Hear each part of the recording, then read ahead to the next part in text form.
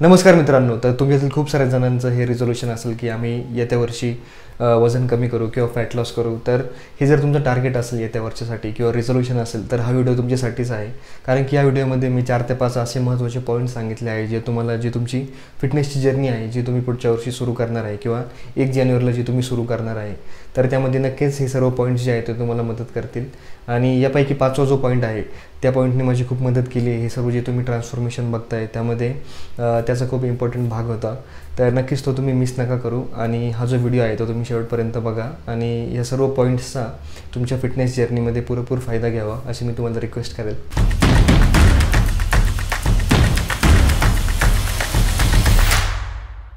तर welcome back. तर खूप सारे जण जे आहे आपल्यातले ते पूर्ण वर्षभर ट्राय करता की आज आम्ही फिटनेस जर्नी स्टार्ट करू, उद्या फिटनेस जर्नी स्टार्ट करू, आम्ही पुढच्या वीकमध्ये जिम जॉईन करू किंवा नेक्स्ट मंथमध्ये जिम जॉईन करू आणि डाएट सुरू करू. पण तसं काही होत नाही. कारण की रिअलिस्टिकली गोष्टी करणे आणि जस्ट मनातल्या मनात विचार करणे यातमध्ये खूप फरक असतो. आणि या दोन गोष्टींमध्येच जे 99% जे पॉप्युलेशन आहे आपलं, जे फिटनेस कधी सुरूच नाही करू शकत, ते अटकलेलं आहे. तर या सर्व पॉप्युलेशनसाठीच जर तुम्ही पण त्यातील एक असाल तर हा व्हिडिओ तुमच्यासाठीच आहे.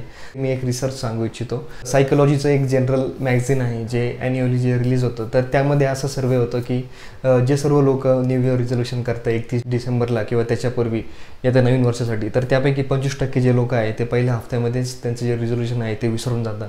आणि त्यानंतर जे 50% लोक आहे ज्यांनी रिझोल्यूशन केलं आहे ते पहिल्या 4 ते 6 महिन्यातच त्यांचं जे रिझोल्यूशन आहे ते विसरून जातं आणि ते जे गोल्स आहे ते अचीव नाही करू शकत. त्यानंतर जर फिटनेस रिझोल्यूशनचं जर आपण बोलणं झालं तर त्याच्यामध्ये फक्त 10 पैकी 3च असे जे लोक असतात ते त्यांचं फिटनेसचा गोल जो आहे ते सस्टेन करतात किंवा अचीव करतात येत्या नवीन वर्षात. आणि जे 7 लोक असतात ते मध्येच त्यांची जर्नी थांबवून देतात, सोडून टाकतात. तर पुढच्या वर्षी तुम्ही 10 पैकी जे 7 लोक आहे त्यांच्यामध्ये नसावं, तर यासाठी तुम्ही नक्कीच हे जे 5 पॉईंट मी जे सांगतोय ते तुम्ही फॉलो करा. यातलं सर्वात पहिलं म्हणजे तुम्ही एक रिअलिस्टिक गोल सेट करा. बी रिअलिस्टिक. म्हणजे आता फॉर एक्झाम्पल जर तुम्ही तुमची फिटनेस जर्नी स्टार्ट केली आणि असं जर तुम्ही ठरवलं की मी पहिल्याच महिन्यात 10 kg वेट कमी करेल, तर हे जे गोल आहे ते एकदम अनरिअलिस्टिक आहे. आणि हे गोल जे आहे ते अचीव जरी झालं पण ते अनहेल्दी असेल किंवा तुमची जी गॉल ब्लॅडर असेल किंवा जे पित्ताशय आहे तुमचं त्याच्यावर खूप सारा ताण देऊन तुम्हाला गॅल स्टोन्स किंवा जे पित्ताशयातील जे खडे असतात ते होऊ शकतात. म्हणजे जर तुम्ही रिक्वायरमेंटपेक्षा जर जास्त रॅपिडली जर फॅट लॉस किंवा वेट लॉस जर केला तर तुमचे इंटरनल ऑर्गन्स जे आहे त्यावर खूप जास्त त्रास येऊ शकतो. त्यामुळे तुम्ही एक रिअलिस्टिक गोल सेट करा. रिअलिस्टिक गोल म्हणजेच की एका हफ्त्यात तुम्ही अर्धा किलो किंवा मॅक्झिमम 1 किलो असं वजन कमी करायचं टार्गेट करा. म्हणजे जर महिन्यात 4 हफ्ते असेल तर एका महिन्यात तुमचं 3 ते 4 किलो वजन असं कमी झालं पाहिजे. अशा हेल्दी टार्गेट ठेवून तुम्ही चला, जेणेकरून तुम्हाला लाँग टर्मवर खूप बेनिफिट होईल आणि हा जो वेट लॉस आहे तो सस्टेनेबल राहील. म्हणजे तो कायमस्वरूपी जोपर्यंत तुम्ही डाएट आणि वर्कआउट करताय तोपर्यंत होत राहील. ओके. ऑब्व्हियसली जर 1-2 महिन्यानंतर असं पण होऊ शकतं की तुम्ही डाएट घेताय, वर्कआउट पण करताय, पण तुमचा वेट लॉस किंवा जे तुमचं टार्गेट आहे मसल गेनिंगचं ते होत नाही आहे. तर अशा वेळी तुम्ही तुमचं डाएट आणि जे तुमची लाईफस्टाईल आहे, जे तुमचं वर्कआउट आहे ते थोडं तुम्ही चेंज करा. त्यामध्ये एक्सरसाइज चेंज करा, डाएट चेंज करा. नक्कीच तुमचं जो टार्गेट आहे ते तुम्हाला अचीव होईल. त्यानंतर आपला दुसरा आणि महत्त्वाचा पॉईंट तर म्हणजेच की बी पेशंट. याचा अर्थ तुम्ही थोडं संयम बाळगा, जेणेकरून काय होईल की तुमची जी जर्नी आहे फॅट लॉसमध्ये तुम्हाला ताण येणार नाही. जास्त ताण जर तुम्हाला आला तर तुम्ही जी जर्नी आहे फॅट लॉसची किंवा मसल गेनिंगची तर तुम्ही मध्येच सोडून द्याल. कारण की पर्टिक्युलर जे तुम्ही कालावधी ठरवला आहे 1 महिना, तर त्यामध्ये जर ते टार्गेट पूर्ण नाही झालं तर तुम्हाला स्ट्रेस येऊन तुम्ही जी तुमची जर्नी एवढी मेहनत जी तुम्ही घेतली आहे तर ती मध्येच अचानकपणे सोडून द्यायचे खूप सारे चान्सेस असतात. त्यामुळं पेशन्स ही खूप महत्त्वाची गोष्ट आहे आणि कन्सिस्टंटली.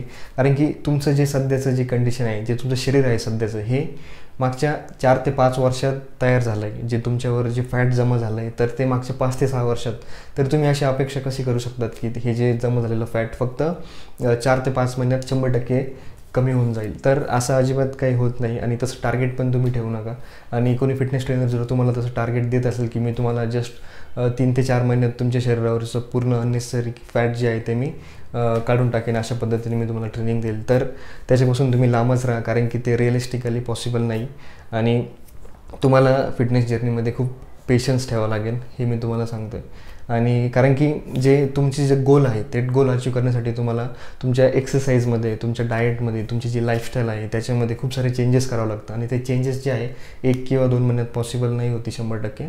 तुम्हाला थोडं थोडं दररोज 1% बेटर एव्हरी डे असं ट्राय करावं लागतं. जी बुक आहे ॲटॉमिक हॅबिट बुक, तर या बुकमध्ये पण असं सांगितलं आहे की तुम्ही गोलपेक्षा जे तुमचा प्रोसेस आहे, जो तुमचा फॅट लॉस करण्यासाठी जो प्रोसेस आहे त्यावर तुम्ही जास्त लक्ष द्या. तुमच्या टार्गेट किंवा गोलकडे लक्ष नका देऊ.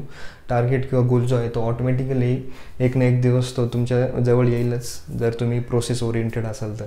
तर अगदी हा अप्रोच जो आहे ते तुम्ही तुमच्या जर्नीमध्ये ठेवा, एकदम पेशन्स ठेवा आणि प्रोसेस ओरिएंटेड बना. नक्कीच तुमचा जो गोल आहे तो पूर्ण होईल. त्यानंतर आपला तिसरा पॉईंट तो म्हणजेच की एक प्लॅन बनवा किंवा एक शेड्यूल जो असेल तो बनवा. जो तुमची एक्सरसाइज तुम्ही काय करताय, हफ्त्यातून किती दिवस एक्सरसाइज करताय, कशा पद्धतीने एक्सरसाइज करताय, कोणत्या दिवशी कोणता मसल तुम्ही टार्गेट करताय, किंवा रनिंग जर करत असेल तर कोणत्या दिवशी किती किलोमीटर, स्ट्रेचिंग कशा पद्धतीने करताय, प्लस तुमचे जे वॉर्मअप आहे, कूलिंग डाऊन एक्सरसाइज आहे, योगा आहे किंवा जे स्ट्रेंथ ट्रेनिंग आहे ते तुम्ही कशा पद्धतीने तुमच्या शेड्यूलमध्ये मर्ज करताय हे पण याच्याकडे पण लक्ष द्या. दुसरी गोष्ट म्हणजे तुमचा आहार, जो तुमचा न्यूट्रिशन आहे ते तुम्ही कशा पद्धतीने प्लॅन केलं पाहिजे हे पण तुम्ही लक्ष द्या. कोणत्या गोष्टी तुम्ही नाही घेतल्या पाहिजे, कोणत्या गोष्टी तुम्ही स्ट्रिक्टली अवॉइड केल्या पाहिजे आणि कोणत्या गोष्टी तुम्ही डेली बेसिसवर कन्झ्युम केल्या पाहिजे यावर जास्त फोकस द्या. कारण की काय होईल, जेव्हा न्यूट्रिशन आणि एक्सरसाइज ऑन पॉईंट असेल तर नक्कीच तुम्हाला रिझल्ट पण येतील आणि तुम्ही एक आतल्या आत पण तुम्हाला एक मोटिवेशन असेल की आपण मेहनत पण करतो आहे आणि त्या पद्धतीने आपल्याला रिझल्ट पण येतो आहे.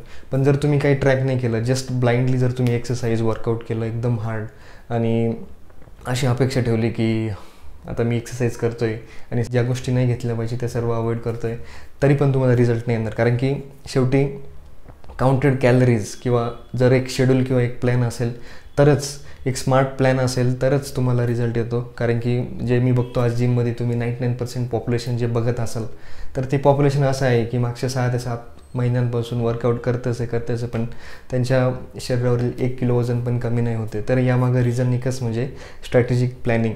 त्यांचे न्यूट्रिशन आणि जो त्यांचा एक्सरसाइज आहे त्याची काहीच प्लॅनिंग नाही आहे त्यांच्याकडे. त्या बाबतीत ते एकदम ब्लँक आहे. यामुळे त्यांना काहीच रिझल्ट येत नाही. आणि याच पॉईंटमध्ये अजून एक गोष्ट मी ॲड करेल ती म्हणजेच की जो तुमचं शेड्यूल आहे, जी लाईफस्टाईल आहे, झोपायचं टाईम, तुम्ही दिवसभरात किती पाणी पिता, प्लस तुम्ही किती सोशल होण्यासाठी किती टाईम देता आणि स्क्रीन टाईम तुमचं किती आहे हे पण तुम्ही एका पेपरवर फिक्स करून घ्या आणि त्या हिशोबाने चला. नक्कीच तुम्हाला सुरुवातीला थोडं अवघड जाईल शेड्यूल एकदम चेंज करण्यासाठी, पण जसं जसं 3 ते 4 महिने होतील, 60 ते 70 दिवस होतील सुरुवातीचे, तर तुम्हाला नक्कीच त्या शेड्यूलची सवय होईल आणि एक लाँग टर्मसाठी खूप बेनिफिशियल राहील ही गोष्ट आणि तुम्हाला जे तुमचे रिझल्ट्स आहे ते पण नक्कीच भेटतील. त्यानंतर चौथा पॉईंट आपला जो तुम्हाला नेहमी सांगत असतो की जर तुम्ही एखादं रिझोल्यूशन केलं आहे तर ते तुम्ही एकटंच अचीव करायचा प्रयत्न नका करू. कारण की ॲज अ बिगिनर ह्या गोष्टी खूप हार्ड असतात. कारण की मी पण या सर्वातून गेलो आहे आणि सुरुवातीला मी माझ्या ग्रुपसोबत वर्कआउट करायचो आणि हळूहळू मी एकटं वर्कआउट करायची मला सवय लागली. पण जर तुम्ही सुरुवातच जर एकटं वर्कआउट करायचं ट्राय केलं तर ते तुम्हाला थोडं हार्ड असेल. असं नाही की एकदम इम्पॉसिबल असेल, तुम्ही एकटं वर्कआउट करूच नाही शकत. पण जर तुम्ही तुमचे फ्रेंड्स असेल किंवा तुमची जी फॅमिली आहे किंवा तुमचा जो ऑफिस कलिग किंवा कॉलेज किंवा स्कूलमधलं जर कलिग असेल आणि त्याच्यासोबत जर तुम्ही वर्कआउट आणि डाएटबद्दल जर बोलताय किंवा डिस्कशन होतं आहे तर चान्सेस तिथे जास्त असतं की ते जो रुटीन आहे तो तुम्ही जास्त दिवसांसाठी फॉलो कराल. जर तुम्ही एकटे जर जिमला गेले जर त्याच्याशी कम्पेअर केलं तर म्हणून मी तुम्हाला सांगतो की थोडा सोशल सर्कल ठेवून जर तुम्ही वर्कआउट केला आणि डाएटच्या बाबतीत जर थोडं ओपननेस मांडली तर नक्कीच याचा तुम्हाला फायदा होईल. आणि कम्पॅरेटिव्हली जर तुम्ही एकटे गेले आणि तुम्हाला जर स्ट्रेस आला किंवा एखाद्या दिवशी जर तुम्हाला वाटलं की आज नाही जायचं जिमला तर अशा वेळी तुमचा जो रुटीन आहे तो खूप जास्त दिवसांसाठी स्टॉप होऊ शकतो आणि याचं तुम्हाला नक्कीच नुकसान होईल. तर सुरुवातीला तुम्ही असा प्रयत्न करा की तुमच्या फ्रेंड्स किंवा फॅमिलीसोबत तुम्ही जिमला जा. ओके. त्यानंतर आपली 5वी आणि सर्वात महत्त्वाची गोष्ट जी मी खूप साऱ्या जणांना सांगत असतो की तुमची हेल्थ जी आहे ती तुमची प्रायोरिटी बनवा. तर खूप साऱ्या जणांची फर्स्ट प्रायोरिटी असते म्हणजे फायनान्स, म्हणजे जे त्यांचे फायनान्शियल गोल्स असतात किंवा जे इन्कम स्ट्रीम असतं त्यांच्या किंवा जो जॉब आहे तर ती त्यांची फर्स्ट प्रायोरिटी असते. तर आपण सर्व मिडल क्लास फॅमिलीमधून बिलॉंग करतो. फायनान्शियली स्वतःला स्ट्रॉंग बनवणं हा आपला गोल असलाच पाहिजे, पण त्यासोबतच तुम्ही एक हेल्थवाईज तुम्हाला आणि तुमच्या फॅमिलीला स्ट्रॉंग ठेवणं हा पण एक गोल ठेवा. जेवढी प्रायोरिटी तुम्ही तुमच्या जॉबला देताय तेवढीच प्रायोरिटी तुम्ही तुमच्या स्वतःच्या हेल्थला पण द्या, जेणेकरून काय होईल, तुमची हेल्थ पण मेंटेन राहील आणि तुमचं जे फायनान्शियल कंडिशन जी आहे ती पण इम्प्रूव्ह होईल. असं अजिबात नका करू की तुम्ही जॉबच्या स्ट्रेसमुळं किंवा जॉबच्या वर्किंग आवर्समुळं स्वतःची जिम, स्वतःचा जो आहार आहे, स्वतःचा जो डाएट आहे त्याकडे तुम्ही लक्ष द्यायलाच विसरले. असं अजिबातही नका करू. आणि जर तुम्ही दोन्ही गोष्टीत बॅलन्स ठेवला तर दोन्ही गोष्टी नक्कीच तुम्हाला भेटतील. आणि त्यानंतर तिसरी महत्त्वाची गोष्ट जी तुम्हाला करायची या बॅलन्सिंगमध्ये ती म्हणजे तुमची रेस्ट. जी रात्रीची झोप आहे ती पण तुम्ही चांगली 7 ते 8 तास, मिनिमम 7 तास तर झालीच पाहिजे. आणि जेवढी लवकरात लवकर होईल, 7-8 वाजेनंतर जेवढ्या लवकरात लवकर तुम्ही झोपू शकता तेवढं चांगलं. आणि सकाळी 3-4 नंतर तुम्ही जेवढ्या लवकरात लवकर उठू शकतात ते तेवढंच तर चांगलं. कारण की तुमच्या बॉडीमध्ये सर्व प्रकारचे हॉर्मोन्स जे आहे ते जेव्हा तुम्ही रात्री झोपता तेव्हाच रिलीज होता. आणि जे फॅट लॉसचं जे प्रोसेस आहे किंवा मसल गेनिंगचा जो प्रोसेस आहे जेव्हा तुम्ही झोपता तेव्हाच तो एकदम त्याच्या पीकला असतो, म्हणजे त्याच्या फास्ट मोशनमध्ये असतो. ओके, तर ही गोष्ट तुम्ही लक्षात घ्यायची आणि झोप जी आहे ती डिले नाही करायची. आणि जो तुमची हेल्थ आहे, तुमची पर्सनल हेल्थ आहे ती टॉप प्रायोरिटी ठेवायची. त्यानंतर तुमची फॅमिली हेल्थ आणि मग त्यानंतर तुमचा जो वर्कलोड असेल, स्ट्रेस असेल, या सर्व गोष्टींचा तुम्ही विचार करा नक्कीच. पण ह्या सर्व गोष्टी ज्या आहे हेल्थ रिलेटेड याच्याकडे पण लक्ष द्या. ओके, तर ह्या छोट्याशा 5 गोष्टी होत्या ज्याची मी अपेक्षा करतो की याचा नक्कीच तुम्हाला फायदा होईल. या काही गोष्टी ज्या तुम्ही आज या व्हिडिओद्वारे समजून घेतल्या आहे तर त्या तुम्ही तुमच्या आयुष्यात वापरशाल येत्या वर्षी आणि याचा नक्कीच तुमच्या स्वतःसाठी आणि तुमच्या फॅमिलीसाठी याचा फायदा करून घ्याल अशी अपेक्षा मी ठेवतो. आणि नक्कीच जर तुम्हाला या व्हिडिओतून काही व्हॅल्यू ॲडिशन भेटलं आहे, काही कालपेक्षा तुम्ही आज एक नवीन गोष्ट जर जाणताय तर नक्कीच तुम्ही हा व्हिडिओ तुमच्यापर्यंत नका ठेवू. तुमचे जे फ्रेंड्स, फॅमिली असेल त्यांच्याशी शेअर करा, याचा फायदा त्यांनाही होऊन द्या. आणि असेच व्हिडिओ मी घेऊन येत राहील. आपण भेटूयात माझ्या पुढच्या व्हिडिओमध्ये. तोपर्यंत धन्यवाद.